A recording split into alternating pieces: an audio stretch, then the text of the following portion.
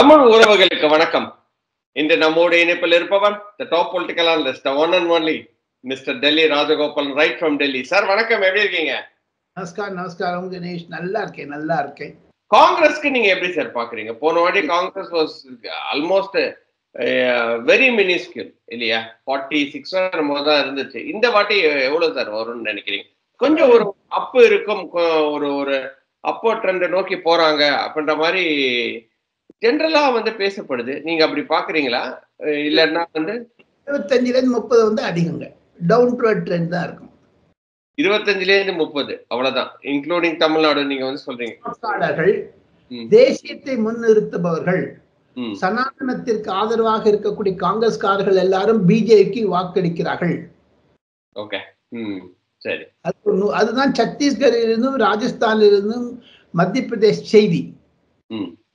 பாஜக வேரூண்டி விட்டது என்று சொல்வதை தவிர காங்கிரஸ் வாக்காளர்கள் பரம்பரையாக இருக்கக்கூடிய வயதானவர்கள் எல்லாரும் பாஜக பக்கம் திரும்புகிறார். இது பாருங்க, நேற்று முன்தினம் 3 பாஜக பேச்சாளர்கள் காங்கிரஸ் இருந்து விலகிவிட்டார்கள். காரணம், அந்த வெல்த் கிரியேட்டர்ஸ், அதானி அம்பானி போன்றவர்கள் எல்லாம் பண முதலாளிகள் என்று சொல்லி அவரை கேலி செய்திருக்கிறார்கள். ஆனால் ராகுல் காந்தியோ அதானி அம்பானியை திட்டிக் கொண்டே இருக்கிறார்.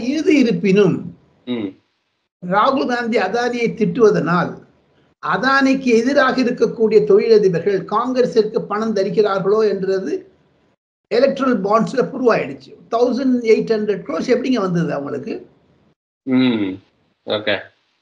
So therefore it's a narrative. என்னன்னு கேட்டீங்கன்னா, பிசினஸ் கம்யூனிட்டியில காங்கிரஸுக்கு எதிராக இருக்கு அதிகமாக. காரணம், எப்ப பார்த்தாலும் நீங்க உங்களுடைய வெல்த் நான் பங்கிட்டு கொடுப்பேன், நீங்க பாவம் கஷ்டப்பட்டு சம்பாதிக்கிறீங்க, அங்க சென்னையில வீடு வச்சிருக்கீங்க, நான் டெல்லியில சம்பாதிச்சு சென்னையில வீடு வச்சிருக்கேன், அதை பிரிச்சு கொடுத்துடுங்கிறார் ராகுல் Gandhi. Who is he? Okay. Redistribute பண்றேன்னா who is he to redistribute? India is not a communist country. புரிஞ்சுக்க வேண்டாமா? நிச்சயமா சார், ஆன்மீக பூமி. கம்யூனிசம் வரவே வராது, மறைந்து போகும். காங்கிரஸ் எப்படி வட இந்தியாவில் செத்து போச்சோ, தவசம் செய்து விட்டார்களோ, அதே மாதிரி கம்யூனிஸ்ட் கட்சிகள் உலக ரீதியில் மறைந்து விட்டது. அந்த ஒரு தாக்கம் இல்லை, அந்த ஒரு ஐடியாலஜி இல்லை. காங்கிரஸ் ரிப்ளிகேட் பண்றது ஆக மொத்தம் இந்த காரணத்தினால்தான் நரேந்திர மோடி 3வது முறையாக வருவார் என்பதுதான் என்னுடைய அழுத்தமான கருத்து. போன வாட்டியை விட ஜாஸ்தியா வாங்கி ஒரு தம்பிங் மெஜாரிட்டியில வரப்போறாரு அப்படின்றத நீங்க சொல்லியிருக்கீங்க. வீடியோ நம்ம 2 பேரும் காரசாரமா பேசிட்டு இருக்கோம். இப்போ கணேஷ் எப்படி கிண்டி விடுறாரு, நான் உங்களை கிண்டி விடுறேன். இப்ப பாருங்க, 5ஆம் தேதி 6ஆம் தேதி ஜூன் மாசம், இன்னும் எக்ஸாக்ட்லி 1 month கழிச்சு இந்த வீடியோ போட்டு பாருங்க கணேஷ். நாம் இருவரும் பேசியதில் இருக்கக்கூடிய ஒரு உண்மை வந்தால் நான் வெற்றி, அந்த உண்மை வரவில்லை என்றால் நான் என்னுடைய தோல்வியை ஸ்வீகரிக்கிறேன். ஓகே சார், நிச்சயமா. அதே நேரத்துல நேற்றுக்கு மாபெரும் ரோட் ஷோ ரொம்ப சூப்பர்பா இருந்தது அப்படின்ற மாதிரி நியூஸ் எல்லாம் வந்திருக்கு. அதே மாதிரி ராம் டெம்பிள் போயிட்டு கம்ப்ளீட்டா நமஸ்காரம் பண்ணியிருக்கிறாரு prime minister Modi. The road to Delhi goes through UP. யூபியில எவ்வளவு சார் வாங்குவாங்க? ஏன்னா everyone are little bit nervous right now. யூபியில கொஞ்சம் காட்சிகள் மாறுதா அப்படின்ற மாதிரி கேக்குறாங்க. நீங்க எப்படி சார் பாக்குறீங்க? 80 சீட் இருக்கிறது. நரேந்திர மோடி அவர்கள் நேற்று ராமர் கோவில் போனதனால் அண்டை மாநிலமான பீகார், ஜார்க்கண்ட் போன்ற மத்திய பிரதேஷ் போன்ற மாநிலங்களில் பாஜகவினுடைய அழுத்தம் அதிகமாகும். நரேந்திர மோடியுடைய ஒரு விஜயம் கோவிலுக்கு காரணம் என்ன என்று கேட்டால், அது நரேந்திர மோடியுடைய வெற்றி சின்னம். உலகத்திற்கு ராமர் கோவில் 500 வருடங்களாக இல்லாததை நரேந்திர மோடி காலத்தில் காட்டி கொடுத்தது ஒரு இந்துத்துவாவினுடைய மகிமை. பாஜகவினுடைய தேர்தல் அறிக்கைகளில் வந்த ஒரு புதுமை. மொத்தம் ஒரு அழுத்தம் என்ன என்று கேட்டால், நான் மீண்டும் மீண்டும் குறிப்பிடுகிறேன், உத்தரப்பிரதேசத்தில் தாங்கள் கேள்வி கேட்டீர்கள், 80 சீட்டில் 75 சீட் அவர்கள் வெற்றி பெறுவார்கள் என்பதுதான் என்னுடைய கணிப்பு. சார் 75 வரும் அப்படின்ற மாதிரி நீங்க பாக்குறீங்களா சார்? வெயிட் பண்ணுங்க கணேஷ், நீங்க எல்லாம் ஃபாரின்ல இருக்கீங்க, நான் டெல்லியில இருக்கேன். ஆமா சார், நிச்சயமா. 6th of June, 1 month from today. You will know the result. Okay sir, அதே மாதிரி அமேதி ராபரேலி இந்த 2 சீட்டும் வந்து ஒரு மிகப்பெரிய ஒரு கொஸ்டின் மார்க்கா வந்திருக்கு இல்லையா? அமேதியில நிக்கலையே சார் காங்கிரஸ் பரம்பரை சீட். அது எப்பவுமே வந்து அமேதியில வந்து காங்கிரஸ் யார் சொல்றாங்களோ அவங்க தான் நிப்பாங்க, முக்காவாசி ஃபேமிலி தான் நிப்பாங்க. ஏன் இந்த வாட்டி நிக்கல? காங்கிரஸ் மறைந்து கொண்டிருக்கிறது, அழிந்து விட்டது என்பதற்கு அடையாளம். வயநாடு வாக்காளர்களை இருட்டடிப்பில் வைத்தது ராகுல் காந்தி செய்த அரசியல் குற்றம், பொலிட்டிக்கல் கிரைம். சார் நீங்க 2 ஸ்டேட்ல போடுறேன்னு சொல்றீங்களா sir? why can't you announce it at the beginning?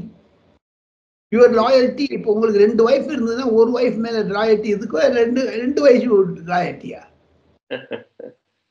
காங்கிரசுடைய உள்ள இருக்கக்கூடிய குழப்பங்கள், 3 காந்திகளிடையே சோனியா, ராகுல், பிரியங்கா, இவர்களுடைய இருக்கக்கூடிய குழப்பம். ஏன்னா பிரியங்கா காந்தி கண்டெஸ்ட் பண்ண போறாங்கன்னு நாங்க ராய்பரேலில இல்ல. ஸ்மிருதி வச்சு பயப்படுறாங்க, பாஜகவுடைய அழுத்தத்தை வைத்துக்கொள்ள பயப்படுறாங்க. அங்க இருக்கக்கூடிய தேர்தல் அறிக்கை என்று சொன்னால் சிறுபான்மை இருக்குதுங்க, அங்க வாக்குரிமை தருவோம், அங்க உங்களுடைய சோசியல் பெனிஃபிட்ஸ் எல்லாம் we will equally distribute சொன்னதுனால வந்த வம்புங்க இதெல்லாம். அண்ட் மோரோவர் அந்த தேர்தல் அறிக்கையை எழுதியது நம்முடைய பச்சை தமிழர் மாண்புமிகு முன்னாள் நிதியமைச்சர் ப. சிதம்பரம். அவருக்கு சொன்னது ராகுல் காந்தி. சோ ஆக மொத்தம் காங்கிரஸ் அழிப்பதில் ப. சிதம்பரத்திற்கும் பங்கு இருக்கிறது, ராகுல் காந்திக்கும் பங்கு இருக்கிறது. நீங்க அப்படிதான் பாக்குறீங்க இல்லையா? நாம் இருவரும் இந்த இறுதி கட்ட பேச்சு அந்த பேட்டிக்கு வந்திருக்கிறோம். நாம் இருவரும் பேசக்கூடிய இந்த கருத்து என்பது கடைசியில் ஒரே ஒரு செய்தியை சொல்லிவிட்டு நாம் இருவரும் நிறுத்திக் கொள்ளலாம். நிச்சயமா சார், சொல்லுங்க. 24க்கு பிறகு தமிழகத்தில் 2026க்கு முன்பாக நிலைமை எப்படி இருக்கும் என்பதற்கு ஒரு அறிகுறியை காண்பித்து அடுத்த வீடியோவில் நாம் இதை பற்றி விஸ்தாரமாக விவரிக்கலாம். தமிழகத்தில் 2 கழகங்களில் ஒரு கழகம் என்பது பலவீனமாகிவிடும் என்பதுதான் 2024 தேர்தல் செய்தி. கணேஷ், 2 இதுல ஒண்ணு முடிஞ்சிரும்ன்றீங்க. அது நம்ம அடுத்த வாட்டி நம்ம டிஸ்கஸ் பண்ணுவோம். லாஸ்ட் ஒரே ஒரு கொஸ்டின் சார், மகாராஷ்டிரால ஏதாவது சேஞ்ச் இருக்கா, வாய்ப்பு இருக்கா? அவ்வளவுதான், இதோட முடிக்கிறேன். மகாராஷ்டிராவில் தேர்தல் கடுமையாக இருக்கிறது. 50 வருட கால சரத்பவாருடைய ஆதிக்கம் குறைந்து விட்டது, மறைந்து விட்டது. சரத்பவாருடைய அரசியல் சமாப்தி ஆகிவிட்டது 2024 தேர்தலில். அதை வெற்றி செய்தி முடித்தது அமித்ஷாவும் நரேந்திர மோடியும் சேர்ந்து கொண்டு. இந்துத்துவாவை உடைக்க வேண்டும் என்று நினைத்து உத்தவ் தாக்கரே வெளியே வந்தார். ஆனால் அதே இந்துக்கள் உத்தவ் தாக்கரேயை ஒதுக்கி ஏக்நாத் ஷிண்டே பக்கம்தான் வருவார் என்பதுதான் மகாராஷ்டிராவில் கணக்கு. நான் நேற்றுதான் மும்பையிலிருந்து திரும்பி வந்தேன், பல தலைவர்களை சந்தித்தேன்.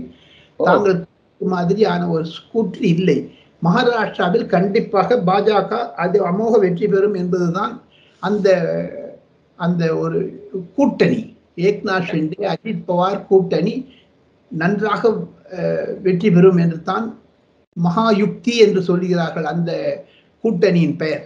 Okay, super sir. 3வது முறையாக நரேந்திர மோடி பிரதமர் ஆனால் நடக்கக்கூடியதை வைத்துக் கொண்டும் அரசியலில் புது திருப்பத்தை வைத்துக் கொண்டும் நாம் இருவரும் கூட ஒரு புது முறையை கண்டுபிடிக்க வேண்டும் என்று நினைக்கிறேன். காரணம், தமிழ்நாட்டில் இருக்கக்கூடியவர்கள் ஆன்மீக பூமி. தமிழ்நாடு என்பது பல கடவுள்கள் இருக்கக்கூடிய, குறைந்தது 30,000-40,000 கோவில்கள் இருக்கிறது. ஆக மொத்தம் நாம் இருவரும் இனி ஆரம்பிக்கும் பொழுது, எந்த ஒரு ஷோ ஆரம்பிக்கும் பொழுது இறைவனை ஓம் நமச்சிவாய தென்னாடுடைய சிவனே போற்றி என்று ஆரம்பித்து, அதையும் தவிர கம்பராமாயணத்தில் ராமரை பற்றி எழுதியிருக்கிறார் கம்பன், அதை நாம் வர்ணித்து நம்முடைய பேட்டியை ஆரம்பிக்கலாம் என்று நினைக்கிறேன். உலகம் யாவையும் தாமுள வாக்கலும் நிலைபெறுத்தலும் நீக்கலும் நீங்களா அழகிலா விளையாட்டுடையார் அவர் தலைவர் அன்னவர்க்கே எமது சரண் நாங்களே என்று அவர் ராமனை குறிப்பிட்டிருக்கிறார். நேற்று நரேந்திர மோடி ஞாயிற்றுக்கிழமை 5ஆம் தேதி மே மாதம் ராமர் கோவிலில் சென்று சாஷ்டாங்கமாக விழுந்து வணக்கம் தெரிவித்து ராமரை பக்தி பாடல்கள், தமிழகம் என்பது ராமரை பாராட்டிய பூமி. ராமேஸ்வரம் இருக்கிறது, ராமநாதபுரம் இருக்கிறது. முன்னாள் முதலமைச்சர் ராமச்சந்திரன், எம்ஜி ராமச்சந்திரன் மனைவி பேர் ஜானகி, இப்படியெல்லாம் ராமரை பூட்டிய பூமி. இந்த இரு கடவுளையும் நினைத்து பற்பல தேவதைகளையும் நினைத்து டாக்டர் கணேஷுடைய நேயர்கள், ராஜகோபால் நேயர்களுக்கு அனைவரும் சுகமாக வியாதியின்றி வாழ்வதற்கு, பிரகாசமாக இருப்பதற்கு, ப்ராஸ்பெரிட்டி, பெஸ்ட் ஆஃப் ஹெல்த் என்று பிரார்த்தனை செய்து நாம் இருவரும் பேட்டியை துவக்கலாம். கணேஷ். சார், ரொம்ப ரொம்ப நன்றி for the great introduction. Sir, first day வந்து ஒரு கான்ட்ரவர்ஷியலான ஒரு டாபிக் சார். திருநெல்வேலியில காங்கிரஸ் லீடர் மிஸ்டர் ஜெயக்குமார் தன்சிங் அவரு அன்பார்ச்சுனேட்டா இறந்துட்டாரு. அந்த இன்ஃபர்மேஷன் வந்து எங்களோட வியூவர்ஸ்க்கு வந்து சொல்லுங்க சார். அதுல இருந்து என்ன நீங்க கண்டுபிடிச்சீங்க and what is the scene behind it sir? Jayakumar Thansingh என்பவர் ஒரு காங்கிரஸ்காரர். அவருக்கு இருக்கக்கூடிய ஒரு குறிப்பாக திருநெல்வேலியில் அவர் ஒரு மாபெரும் தலைவராக இருந்தார். அவர் ஒரு தமிழ் கிறித்துவர்கள் அவர்கள். போதாத குறைக்கு இந்த கரைப்பத்தூர் என்று ஒரு இருக்கிறது திருநெல்வேலி மாவட்டத்தில் ஒரு ஊர். அங்கு ஒரு சர்ச்சில் அவருடைய ஆராதனை செய்து அவருக்கு நல்லடக்கம் செய்தார்கள். இந்த கொலையா, மரணமா, தூக்கில் சென்றாரா, திருநெல்வேலி மாவட்டத்தில் இருக்கும் அலறுகிறது. காரணம் என்னென்று கேட்டால், அவர் ஒரு 5 பக்க கடிதத்தை தனக்கு கொலை மிரட்டல் இருப்பதாகவும் இது குறித்து நடவடிக்கை எடுக்க வேண்டும், தன் சொத்துக்களை மீட்டு குடும்பத்தை காப்பாற்ற வேண்டும் என்று முடித்துள்ளார். அந்த கடிதம் வெளியானதால் அவர் யாரோ கொலை செய்திருப்பார் என்று சந்தேகிக்கிறார்கள். தமிழக போலீஸுக்கு இது ஒரு மாபெரும் தலைவலி. இதை காங்கிரஸ் எப்படி எடுத்துக்கொள்கிறது? காரணம் என்னென்று கேட்டால், செல்வ பெருந்தகையும் அப்போதைக்கு நம்ம அப்பாவு அவர்கள் ஒரு தமிழ் கிறித்துவர். அவர் நல்லடக்கம் செய்யப்பட்டு அவர் பங்கேற்றிருக்கிறார். ஜெயக்குமார் இறப்பில் 2வது நாளாக மர்மம் நீடித்து கொண்டு வருகிறது. இதில் நிறைய சந்தேகங்கள் எழுந்துள்ளன என்று பற்பல வர்ணனையாளர்கள் கூறுகிறார். தமிழ் பத்திரிகைகளும் அனைத்தும் இதைத்தான் முதல் பக்க செய்தியாக வெளியிட்டு வருகிறது. ஆக மொத்தம் இதில் காங்கிரஸில் உள்கட்சி பிரச்சனையா அல்லது குடும்ப பிரச்சனையா என்று தெரியவில்லை. இவர் நாடாளுமன்றத்திற்கு சீட் கேட்டாரா இல்லையா? ஆக ஜெயக்குமார் தன்சிங் என்னுடைய மரணத்தில் என்னதான் இருக்கிறதோ என்று தெரியவில்லை. அதற்கு பதிலாக ஜெயக்குமார் 2வது கடிதம் போலீசாருக்கு கிடைக்கிவிட்டது. அந்த 2வது கடிதத்தில் அவர் என்ன எழுதியிருக்கிறார் என்றால், சொத்து விஷயத்தை பற்றி எல்லாம் எழுதியிருக்கிறார். ஆக இது சொத்து பிரச்சனையா, அரசியல் பிரச்சனையா, திமுக காங்கிரஸ் இருக்கக்கூடிய பிரச்சனையா என்றெல்லாம் தெரியவில்லை. இதைத்தான் அண்ணாமலையும் சரி, எடப்பாடி பழனிசாமியும் சரி, தமிழகத்தில் தற்கொலைகள், கொலைகள் அதிகமாகிவிட்டது, சட்ட ஒழுங்கு இல்லை என்பதை சொல்லியிருக்கிறார்கள். இது தனிப்பட்ட பிரச்சனையாக இருந்தாலும் மாண்புமிகு முதல்வர் மு.க. ஸ்டாலின் அவர்கள் இது பற்றி தியானம் செய்ய வேண்டும். அதாவது குறிப்பு, he must take it seriously என்று தான் டாக்டர் கணேஷ் மூலமாக ஒன் வாய்ஸ் நேயர்கள் மூலமாக கேட்டுக்கொள்வது. சார், இதுல வந்து ராகுல் காந்தி உள்ள இன்வால்வ் ஆகி என்ன இதுல ப்ராப்ளம் என்ன அப்படி கம் அவுட் க்ளீன். இப்ப வந்து பாருங்க, அண்டை மாநிலமான கர்நாடகாவில் ஒரு ரேவண்ணா என்பவரை கைது செய்திருக்கிறார்கள். பிரஜாந்திர அந்த தேவகவுடாவுடைய மகன் பேரனை கைது செய்திருக்கிறார்கள். இதெல்லாம் ஒரு எலெக்ஷன் போது நடக்கிறது பாருங்க.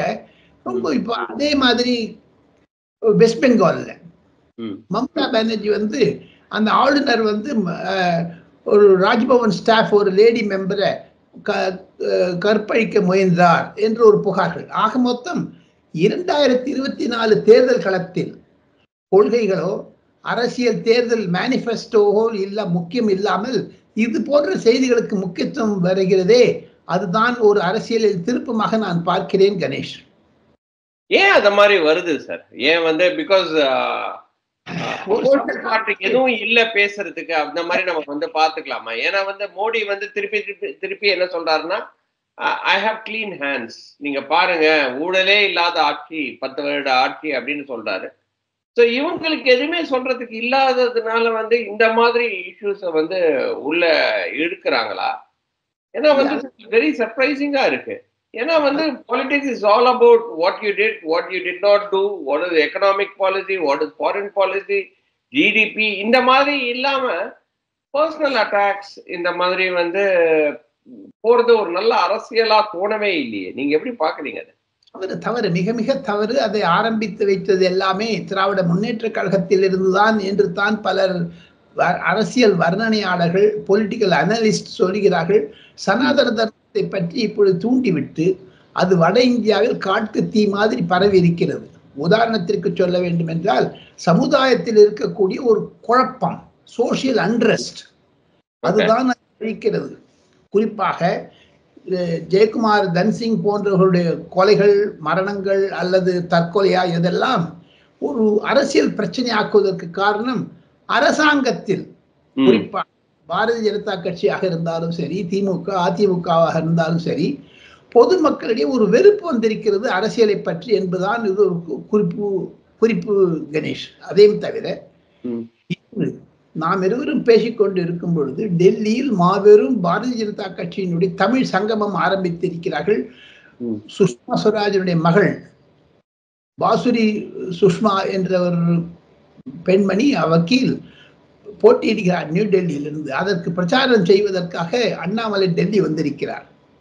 எனக்கு ஒரு கேள்வி, ரியல் ஒன் வாய்ஸ் நேயர்களுக்கு, ஏன் திமுக தலைவர்கள் வட இந்தியாவிற்கு வரவில்லை? மலை வருகிறார், அன்புமணி ராமதாஸ் வந்திருக்கிறார், ஜி.கே. வாசன் வந்திருக்கிறார். குறிப்பாக கணேஷ், தாங்கள் இருக்கக்கூடிய இடத்தில் அமெரிக்காவிலோ சரி, அன்ற தேசங்களிலோ அல்லது குறிப்பாக டெல்லியிலோ கரோல்பாக், திருலோக்புரி, விகாஸ்புரி என்றெல்லாம் இருக்கிறது, நாய்டா, இந்த மாதிரி தமிழ் புலம் பெயர்ந்தவர்கள் ஆயிரக்கணக்கில் குடியிருக்கிறார்கள். குறைந்தது 8 லட்சம் தமிழ், 9 லட்சம் தமிழர்கள் இருக்கிறார்கள். மும்பையில் 10 லட்சம் தமிழர்கள் இருக்கிறார்கள். பூனா என்ற குட்டி சிட்டியில் 3 தமிழர்கள் இருக்கிறார்கள். இன்ஃபர்மேஷன் டெக்னாலஜி இருக்கக்கூடிய நீங்க you always think about Bengaluru and Hyderabad, you come beyond that. லக்னோல 5000 ஃபேமிலி இருக்குது. அயோத்தி ஒரு 50,000 பேர் இருக்காங்க தமிழ்காரங்க, செட்டியார், நாட்டுப்பட்ட செட்டியார் போன்றவர்கள் எல்லாம் அங்கு பரம்பரை. ரொம்ப ரொம்ப நன்றி நம்மளோட क्वेश्चंस எல்லாம் ஆன்சர் பண்ணதுக்கு. இன்னொரு வீடியோவில் சந்திக்கிறேன் சார். அதுவரை நன்றி, வணக்கம். Today we had a very useful discussion. நிச்சயமா sir. And I think our customers or our viewers will really enjoy it. Thank you so much.